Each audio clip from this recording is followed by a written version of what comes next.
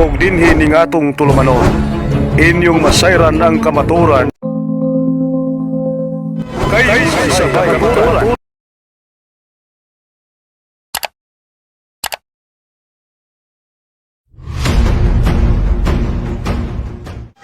Yan, sumainyo ang kapayapaan ng Diyos. Muli sa awat tulong ng Diyos ay may panibago na naman tayong episode at nagbabalik ang special episode yata ito. Hindi ko alam kung ano itatawag sapagkat ngayon lang tayo nagbalik.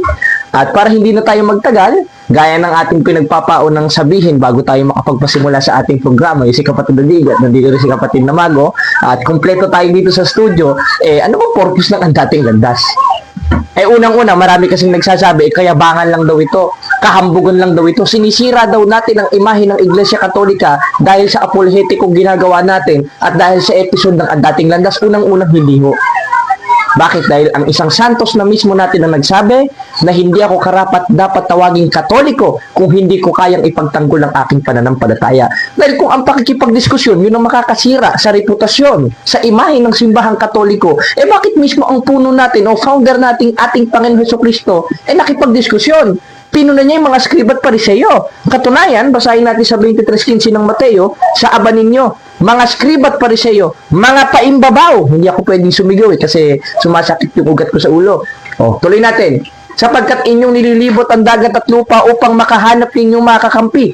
At kung siya'y magkagayon, ay ginagawa niyo siyang makaibayong anak pa ng impyerno kaysa inyong sarili. Sundan natin ang logic na itong mga pumuna sa atin, hindi na lang natin papangalanan, bagamat sila ay bantay sa syudad, para umiwas daw sa kaguluhan kuno, samantalang wala naman tayong ginagawang masama, tumutupad lang tayo sa ating tungkulin, ay pinupuna tayo, mas mabuting hindi na lang natin sila i-mention.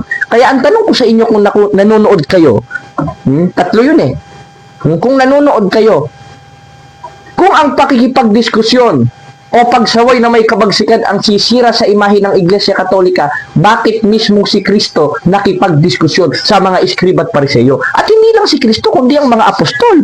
Bakit? Dahil si Pablo na mismo nagsabi sa Filipos 2:5-8, magkaroon ng pag-iisip gaya ng sa ating Panginoong Hesukristo, na kung paanong si Kristo nakita niya mali, pinuna niya, nakipagdiskusyon siya, ganun rin tayo makikipagdiskusyon. Bakit? Segundo Corinto 4:5, ang ating pakikilaban hindi laban sa laman. Muli, para hindi tayo makapagtagal, ito ay isang komentaryo sa pamamagitan ng isang video call conference kung saan nakausap natin si Mr. Ramil Parba.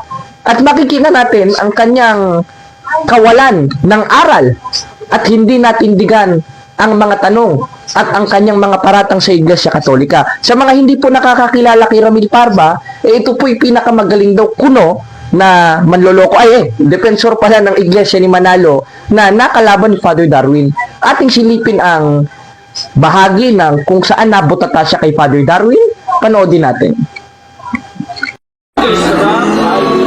My church. This church cannot be other than the Church of Christ. Akan po ito, hindi?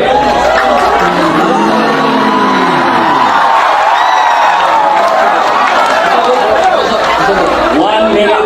Mr. Moderator, ako nga yun, ibalik ang pasubok. Kaya ko na dito ba dito? Ano mo? Tubag! Ayos lang mo palabi, no? We base our argument based on logic, not on emotion, no? Time is on. Tubag, 1 minute. Sakto ang imong kikutlo o niya atong dugtong sa imong pasugo aron makasabot jugag sakto.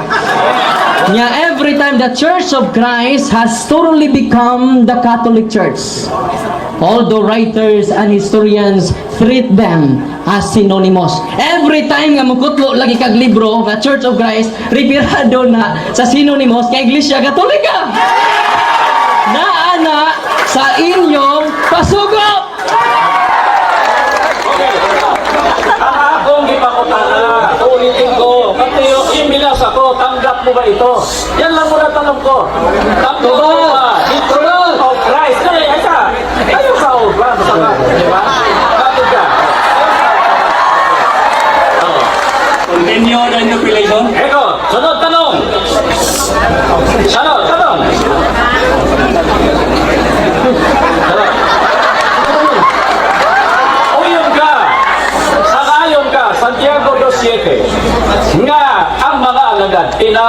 sa pangalan ni Kristo. Tanggap mo yun? Niya sa inyong pasugo nga not name is the only identifying mark of the true Church of Christ.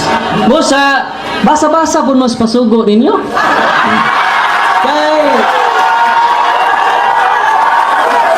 Kay mauro ni maghatag ninyo katinawan. O nya, wapa ko man. Ako'y 1 minute god, no? Nga akong gipamatudan, wapa jud siya nagpaabot jud ko. Kadaghan man sa libro, wa na gamit ron kung di siya makahatag nako litra por litra. Kasi Kristo'y nagkutukod sa Iglesia Katolika. Mao na nga ligon kayo kababarog. Unya kontra sa opinion lang. All opinions are equal with the absence of evidence. All opinions are equal. Patas ra ang tanang opinion kung wa kay gigunitang ebidensya. O pa mga kahatag og ebidensya. Nagpaabot ko. Iguwas na. Okay. Sumala. Yan, at ating napanood, butata. Talagang nasampal ng aral. Yan talaga sinasabi sa ikalawang Korinto 14 hanggang 5 eh. Na yung sandata ng mga apostol na hindi laban sa laman, hindi siya nakapuntos kay Father Darwin eh. Tanong sa atin ba, nakapuntos si Ramil Parba? Panoodin natin ang naging pag-uusap natin at pakinggan nyo mabuti kung paano umiwas sa tanong at paano napatunayan mismo ni Ramil Parba na siya ay hindi tunay na Kristiyano sa pamamagitan ng pagkabutata, pinagpawisan eh. Paano pinagpawisan? Kahit hindi ko nakikita yung mukha niya sa call, talagang pinagpawisan nito sa pagkat matarantana. Sapagkat sunod-sunod ang ating tanong, sunod-sunod ang sampal sa kanya noong aral na ikaliligtas na sinasabi ni Pablo sa 15:2 ng unang Korinto. Ating panoorin ang naging usapan namin netong ministro na magaling daw kuno na nakalaban at nabutata ni Father Darwin sa Loon, Bohol. Panoodin natin ang aming pag-uusap. Pwedeng magtanong, Karamil? Oh, ano tanong? Di ba sabi mo, kasi napanood ko dun sa debate, walang Iglesia Katolika Apostolika Romana sa Biblia. Tinatanggap niyo po ba to, Karamil? Teka, hindi ako dapat mag-ano ngayon. Hindi, kasi po, kung tunay kayong Kristiyano, 3:15 ng unang Pedro, handa dapat kayo sa pagsagot. Ang kiniklaim ninyo, Kristiyano kayo, pero hindi naman kayo handang sumagot, sa makatwid, hindi kayo Kristiyano. 12:48 ng 1, ang nagtatakwil kay Kristo, nagtatakwil sa salita ni Kristo. Ano ba reliyon mo? Ano ko, kapatid, kaanib ko sa tunay na iglesia po, Karamil. Oh, di ano ba? Ano bang reliyon? Ano nga reliyon? Ano pangalan? Yung itinatag po ni Kristo 2,000 years ago, wala pa naman pong Security and Exchange Commission on Caramil Parba. Therefore, ipinangaral ang mga apostol, kaanib ang mga apostol, sa 9:31 ng gawa sa La Sagrada Biblia, Las Iglesias Católicas Apostolica Romana, hindi Iglesia ni Cristo na na-registered in Philippines in 1914, Karamil. Kaya magtatanong nga po ako eh. Brother, at hindi ito ang lugar para tayo mag-diskusyon. Kung gusto mo ng Hindi, pumunta ka dyan sa... Hindi, Karamil, pumunta ka dyan Kristiyano po ba kayo, Karamil Parba? Oo naman. Bakit Kung Kristiyano po kayo, kasi yung tunay na Kristiyano, sumasamba po kay Kristo, kahit tama? may trabaho ako ngayon, kahit ako nagtuturo, paano mo ako? Pasasagutin mo ako? Opo, nasa 6:33 po ng Mateo yun. Hindi Dapat pa sa- hanapin hindi, ninyo nagtuturo ako ang ngayon sa- kanyang kaharian at ang kanyang Nagtuturo ako katwiran. ngayon, wag mo- At lahat ng Nagtuturo bagay na ako ito ngayon sa ay online. pawang idaragdag niya sa inyo. Therefore, kahit nasa Nagtuturo trabaho ako sa tayo, online. uunahin natin ang atong Ginoong Hesukristo. Ayan, pinatay na ni Caramil Parba. Naipit na. Ang bihira. O, yan ang hindi tunay na Kristiyano. 3:15 ng unang Pedro, hindi makasagot sa simpleng tanong. Ayan napakinggan nyo mga kapatid At yan, ating napanood, talagang pinatunayan niya lang gaya ng ating pinagpaunang sabihin kanina na siya ay hindi talaga tunay na Kristiyano. Kasi unang-una nagtatanong ako, sabi daw nagtatrabaho daw siya. Ngayon, ano ba yung trabaho niya? Hindi ba't siya ministro ng Iglesia ni Cristo ni Manalo? Pero niyo 3:15 ng unang Pedro, hindi sa inyo itinuro ng sugo ninyo? Noong 1914? At hanggang ngayon na si Edong Manalo, hindi pa rin itinuro sa inyong 3:15 ng unang Pedro? Na ang tunay na mananamba kay Kristo, basahin natin sa 3:15 ng unang Pedro, ganito ang ating mababasa. Na inyong sambahin si Kristong Panginoon, na inyong buong puso, na handa kayo sa pagsagot. Tanong, nung tinanong ko si Ramil Parba, handa pa siya sa pagsagot? Hindi nga siya nakasagot eh. Biruin mo, tinanong ako, saan ka ba kaanib? Sabi ko, aba, sa tunay na iglesia. At yung iglesia na yon, hindi inirehistro sa Security and Exchange Commission. Dahil nung panahon ng ating Panginoon Kristo, wala pa naman Security and Exchange Commission noon. At according sa history, yun ang Roman Catholic Church. Na ano? Na naitayo nung 1st century at ayon sa Greuler Encyclopedia sa volume 16 sa pahina 200, the history of the Roman Catholic Church began upper room in Jerusalem almost 2,000 years ago. Ang nakalagay, about 120 persons were gathered there. The church described to be the society that Jesus Christ found. Kaya yung iglesia na yon, na naitayo ng wala pang Security and Exchange Commission, yun ang Iglesia Katolika. Na itinayo ni Kristo na hindi pananaigan ng Hades. Ibig sabihin, kahit anong taon, kahit anong bansa, hindi magigiba yung iglesia ang itinayo niya. Dahil si Kristo nga mismo nagtayo Inutos sa kanya ng Diyos Bakit? 12:49 ng 1, sapagkat ako'y hindi nagsasalita ng mula sa aking sarili, kundi ang Ama na nagsugo sa akin, siyang naguutos kung anong aking sasabihin at kung anong aking sasalitain. Therefore, lahat ng lumalabas sa bibig ni Kristo galing mismo dun sa Diyos, na siyang Ama na nagsugo sa kanya ayon sa 4:4 ng Galacia. Sapagkat isinugo ng Diyos, ayon kay Pablo, ang kanyang anak na ipinanganak ng isang babae. Ibig sabihin, yung nagsugo sa kanya na yun ang Ama na nasa langit nung panahon na yon, sapagkat yung tunay na Diyos sa 5:20 ng unang 1 naparito at yun si Kristo at iisa sila ng Ama, yun ang nag-utos sa kanya. Aba, sinungaling ba ang Ama? 1:2 ng Tito. Sa pag-asa ng buhay na walang hanggan na ipinangako ng Diyos na hindi makapagsisinungaling. Kaya ang Diyos hindi makapagsisinungaling yun. At yun ang sinabi niya sa ating Panginoon Kristo. Kaya ang sinabi niya sa 16:18 ng Mateo, kahit pintuan ng Hades, hindi pananaigan ang simbahan na itinayo niya. Therefore, that is existed in 1st, 2nd, 3rd, 4th hanggang sa 2025. Tanong, kailan ba sila lumitaw? Kailan ba lumitaw ang iglesia ni Manalo? Basahin natin dito sa isang aklat ni Douglas. Nandito yon.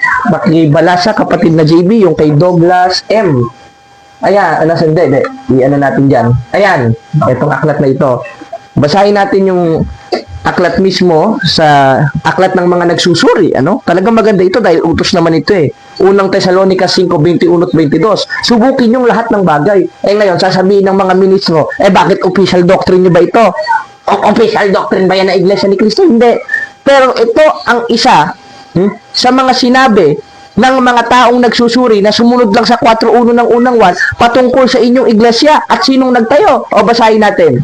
Ang sabi dito sa pahina 776, noong 1978, ang Pilipinas ay gumawa ng sarili nitong kulto. Cool. Talaga, malamig talaga, kulto. Higit sa lahat, ang Iglesia ni Cristo o Church of Christ na itinatag noong 1914. Sino nagtatag? Ni Felix Manalo. Abay, paano magiging yan ang tinutukoy sa 16:18 ng Mateo? Samantalang naitayo yon 1st century.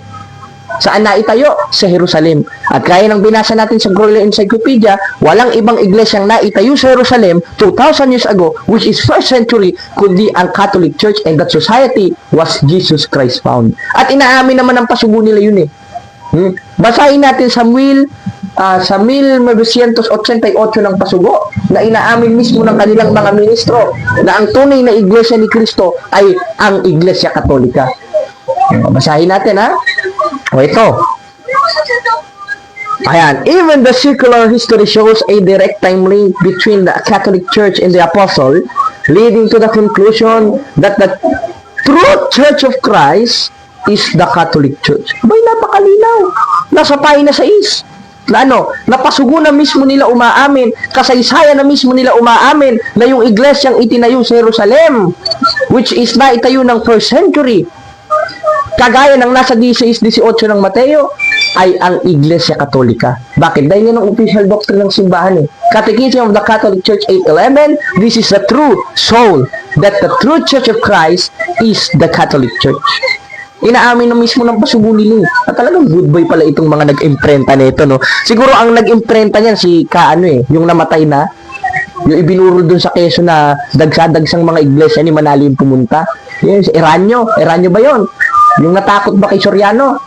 Yung hinamon ni Soriano, tanda ko yun, napanood ko yun ang mga bumira naman, itong sila Ramil Parba. At si Ramil Parba naman, kahihiyan ngayon ang nangyari sa kanya. Sapagkat nung 2017, nakipagdebate siya sa ating bagitong pari na si Padre Darwin, nabutata. Ngayon, ako naman ang humarap sa kanya, may naisagot pa? Wala. Yan ang tanda na yan mga yan ay panay dakdak lang, walang gawa. 3:18 ng una ay talagang magagalit nito si Apostol Juan. Anong sabi? Huwag kayong iibig ng salita ni ng di laman kundi ng gawat katotohanan. Ano bang trabaho niya? Hindi ba't ministro siya? Ano ba tungkulin ng ministro? At tinanong ko sa kanya kanina, siya ba'y Kristiyano? Kristiyano. Ano bang tungkulin ng ministro at Kristiyano? Gaya ng binasa natin, hindi yata tinuro sa kanya ni Manalo sa 3:15 ng unang Pedro, inyong sambahin si Kristong Panginoon na inyong buong puso na handa kayo sa pagsagot. Ngayon nakita nyo, paano naging tunay na Kristiyano si Ramil Parba at mga ministro niya? Samantalang hindi man lang naituro sa kanila ng kanilang sugo at puno ang 3:15 ng unang Pedro na dapat lagi kang handa sa pagsagot. Sabi niya, nasa trabaho ka. Ano ba ang trabaho mo? Di ba't ministro ka? Ano ba tungkulin ng ministro? O ano ba tungkulin ng Kristiyano na sinasabi mo Kristiyano ka kuno? Na pagtanong ko sa iyo, umamin ka? Handa dapat sa pagsagot. Bakit? 15:2 ng unang Korinto. At sa pamamagitan naman ito, ligtas kayo. Kung matyaga ninyong iingatan ang mga salitang ipinangaral ko. Sa paanong paraan iingatan? Halimbawa, meron sa yung gamit, itong Biblia. Ipinahiram ko muna kay kapatid na JB. Kapatid na JB, ingatan mo to. Pag sinabing ingatan, ay talagang pahahalagahan mo yun. Itatabi mo yun kung saan ka pumunta. Kaya nga pag-iingat, hindi mo pwedeng maiwala yun. Gaya ng kaligtasan. Dahil may possibility iwala yan Ikalawang 1:18. Kaya palpak talagang itong mga Baptist na ito Pero hindi yan ang tema natin, mga kababayan. Ang tema natin, yung katuwagan at pagiging hindi Kristiyano ni Ramil Parba sapagkat hindi nakasagot sa ating tanong. Tayo ang tinanong. Nasagot naman natin. Bakit? Dahil yung tunay na iglesia ni Cristo sa Biblia, sa 16:16 ng Roma, in King James Version, Churches of Christ, dahil panahon pa lang ng mga apostoles nangalat na. Kaya meron sa Korinto, 1:1 hanggang 2 ng unang Korinto, si Pablo na tinawag na maging apostol ni Jesucristo sa kalooban ng Diyos at ni Sostenes sa ating kapatid sa iglesia ng Diyos na nasa Korinto. Meron na sa Roma, 1:7 ng Roma. Sa lahat ninyong mga nasa Roma, iniibig ng Diyos tinawag na mga banal. Tinubos na ng dugo, 20:28 ng gawa. Kaya ang sabi sa 9:31 ng gawa, yung mga iglesia ni Kristo na yon o yung mga iglesia ng Diyos, tinatawag na Ecclesian Kataholos sa Greek. Means universal o nanangalat, means Catholic Church. Kaya ang sabi sa Sagrada Biblia, basahin natin mga kababayan, Las Iglesias Católicas Apostolica Romana. Pakita natin kapatid na JB dito sa screen. Ayan, napakalinaw. Inimprenta ko pa. Anong nakalagay? Las Iglesia Católica Apostolica Romana. Kala ko ba ang Biblia originated in Greek? Bakit sa Latin kayo nagbabase? Tama. Bakit? Dahil itong Latin na ito, ang pinagkuhanan nito, yung original translation sa Greek. Na Na Ecclesian Kataholos.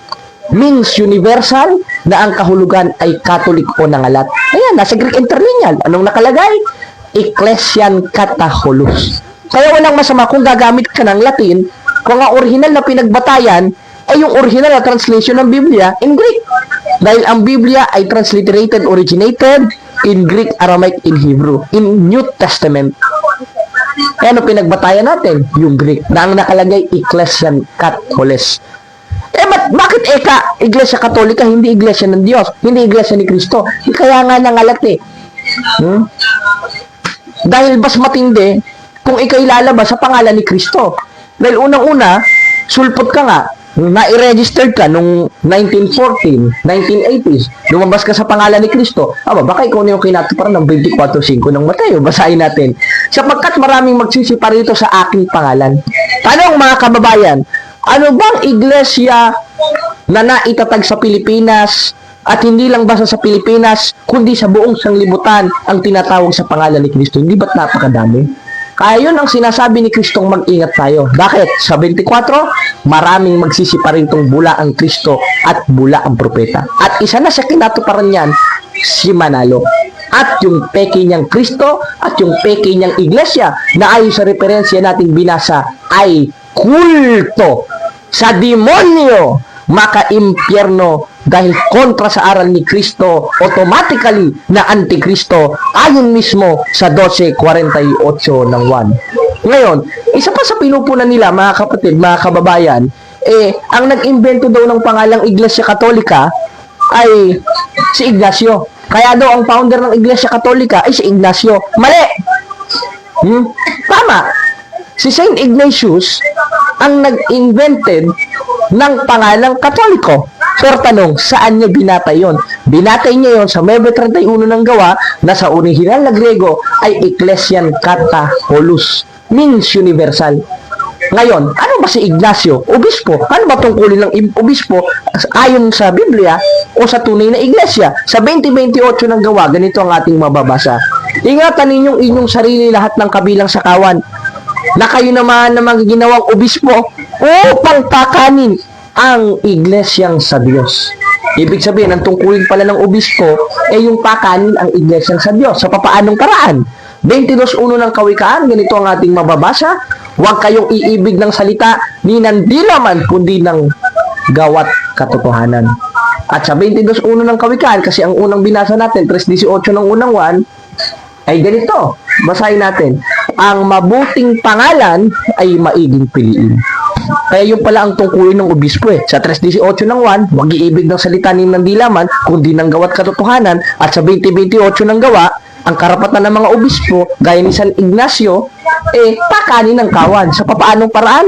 Huwag iibig ng salita ni nandilaman, kundi ng gawat katotohanan. At sa 22:1 ng Kawikaan, ang mabuting pangalan ay maiging biliin. Bakit? Dahil ang simbahang Katoliko lang naman, o yung tunay na iglesia ni Kristo o mga iglesia ni Kristong nangalat, ayon sa Biblia, ang binigyan ni Kristo ng otorisasyon. Na ano? 16:19 ng Mateo, anumang ipahintulot mo sa lupa, ay ipapahintulot sa langit. Kaya yung mga iglesyang kontra na pangalan ng ang iglesia ni Kristo na Iglesia Katolika, walang otorisasyon doon.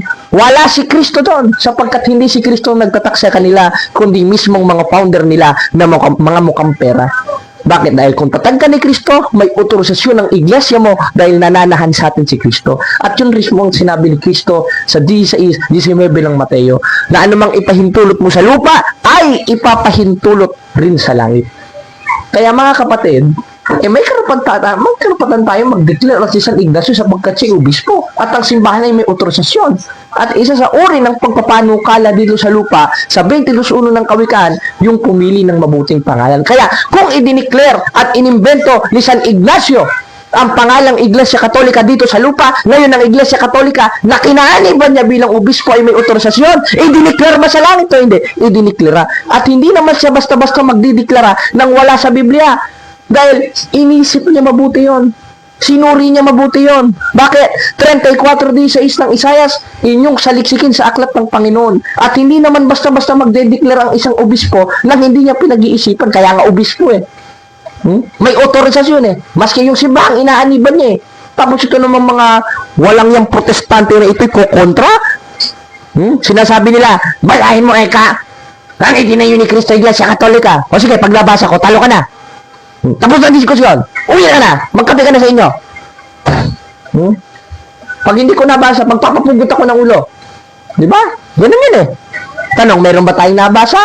Yung iglesia ng Diyos o iglesia ni Kristo kung saan kaani ba mga apostoles sa 3:15 ng unang Timoteo, 1:1 hanggang 2 ng unang Korinto, 20:28 ng gawa, 16:16 ng Roma, na ang sabi sa 16:16 ng Roma, mga iglesia ni Kristo o sa King James Version, Churches of Christ, nangalat. Kaya ang sabi sa 28:19 ng Mateo, yumaon sa bawat bansa.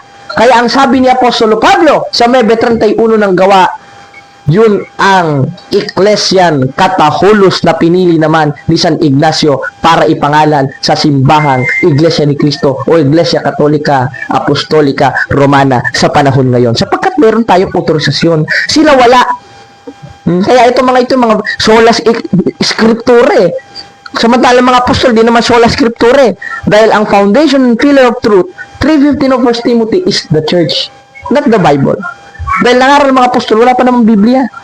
Dahil na-compile ng Biblia yung year 4 o 5 AD ni Pope Damasus and Saint Jerome. Kaya mga kapatid, kayo na bahala, magsusuri pa ba tayo sa iglesia na yan? Yung ngayon alam na natin ang aral bulok. Lalo na itong si Ramil Parba, na hindi man lang makasagot sa ating tanong, kundi bagpus pinatay pa. Ano naman kung nasa trabaho ka?